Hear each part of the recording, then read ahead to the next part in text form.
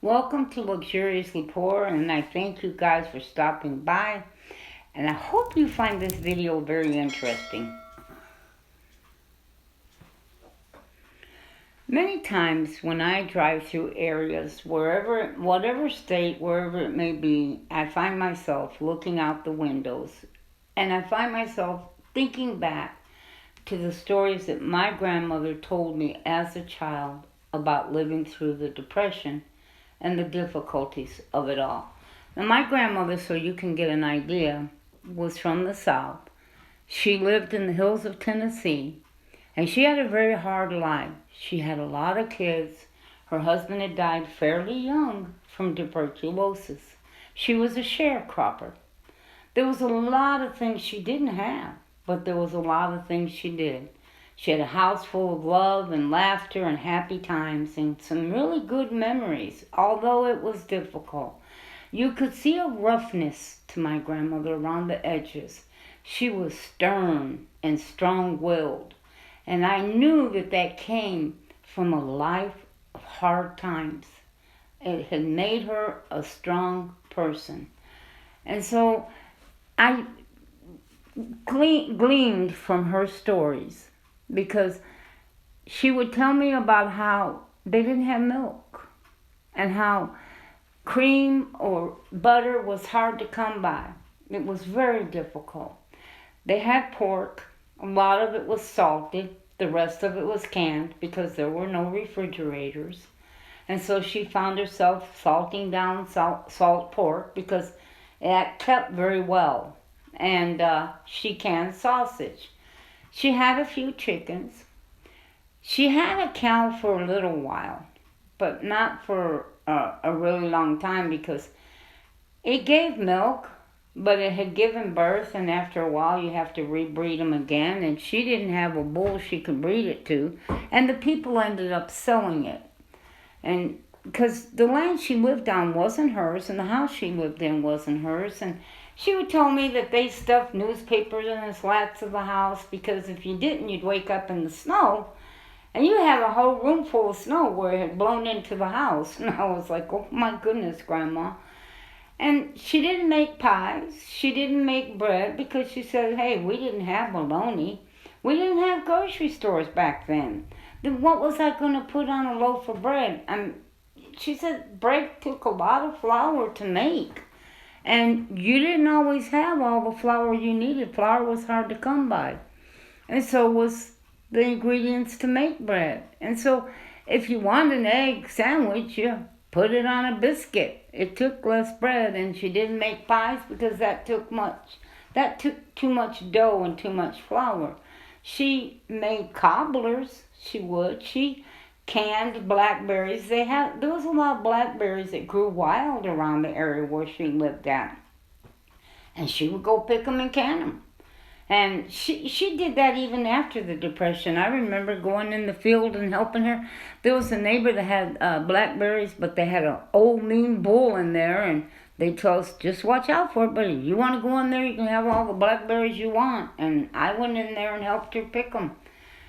Those stories became priceless because it also taught me a lot of things myself on how to get by when you don't have the extra things that we are accustomed to, because we live a different lifestyle than they did. My grandmother raised chickens and she never had Leina. We today think if we don't have Leina, there's no way we could raise chickens, but yet she did. She did sometimes on occasion feed her chickens scratch. And her chickens sometimes would sit. She would replace an old hen and she would kill it and cook it because she had a new hen from the chicks, the chicken that would sit on the eggs. But gotta remember, when that happened, then she was short eggs for a little while because she had to give up a few eggs to hatch out a few. There was a lot of trade-offs back then. There was no white gravy. There was no such thing as gravy and biscuits like we see today. They didn't have the milk to make it. There was nothing like we've got today. But they had a simple life. But co-ops were a big help to them back then. That's where they could go in and pick up a few seeds, pick up some scratch, flour, sugar, salt. Co-ops were very important to them. That's where they would go to get their salt, to salt their meat, because salted meat lasts for years. This is all we have today. That's it. There's no more co-ops in the area where my grandmother lived. My grandmother has passed away now, but there's no more co-ops left there. They're replaced with modern day stores. You know, where you walk in, prepackaged feed, and walk out. You know, dog food, chicken feed, whatever it is. It's not like it used to be, and so we have come to depend so much on the modern conveniences. My grandmother always warned me that that would be the hardest thing, because she said another depression is coming, and it would be harder for us than it was for them, because most of them already lived a life depending on each other, helping each other, and trusting each other, and it ain't that way today. And so we will have a harder time in the end of surviving, because the help isn't there like it used to be. You know, we're not self-sufficient. We don't know how to be. We've lost that knowledge. We don't know how to simplify and do without. We don't know how to make it different. Then, I mean, if there's people that, if there's no milk, there's no gravy. They just couldn't figure out how to make it. My grandmother knew how to make a gravy without milk, and it was really, really good. It was a brown gravy, wasn't white, but dipping biscuits in it, man, was it good.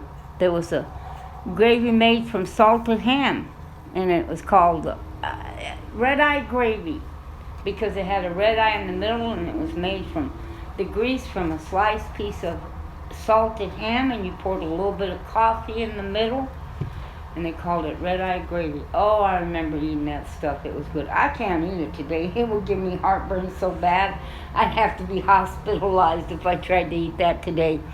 But it was good, and I remember eating it as a kid.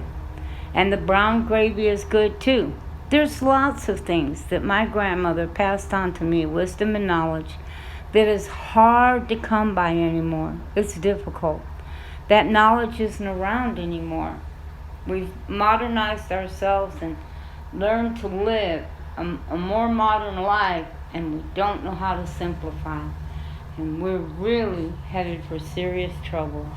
Well, I hope you enjoyed this, and I'll show you some of the things my grandmother taught me.